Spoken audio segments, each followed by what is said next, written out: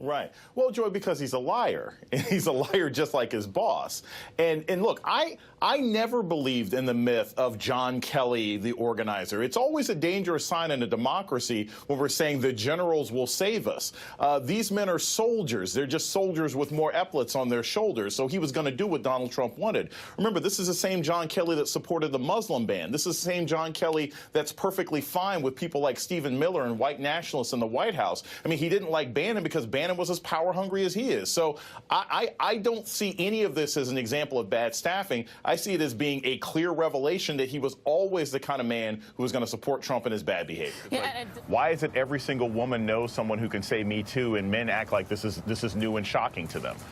Because men observe this behavior and don't do anything about it. Because men observe this behavior and laugh along with it. Because men observe this behavior and then talk to the woman later on and say, gosh, I really thought that was bad. Well, you didn't say anything during the staff meeting, so what difference does it make? Yeah. And so really this is, the behavior of Weinstein, the behavior of Bill Clinton, the behavior of Donald Trump, the behavior of Bill Cosby, the behavior of men, everything from the President of the United States down to the night manager who sexually harasses a 14-year-old girl at McDonald's. There are men at every single step of these levels of harassment that don't say anything. And then they want to get on Twitter and then they want to get on social media and say how bad they feel. So really, I think there's a responsibility of men not to go out and protect women, but to hold other men accountable. Yeah. Because it doesn't take a ton of people to engage in this behavior, but it does take a ton of people to let the few who do get away with it. Yeah. The president's main job is to rally Congress around whatever his agenda is.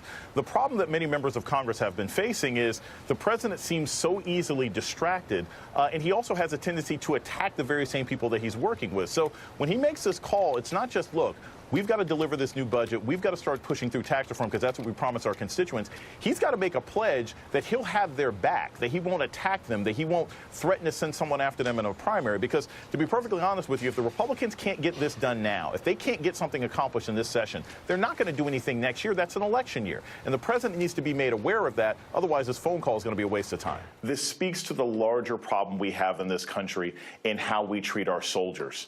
They're not toys. They're not action figures. This isn't G.I. Joe versus Cobra. They're not just political pawns to be used to attack people and their patriotism. You notice that we've had fewer leaks since the Mueller investigation. If you get rid of Mueller, then all the leaks come back. All the people who have problems with this administration, the deep state as they claim, will go back to saying, look, this is the only way we can stop this guy. So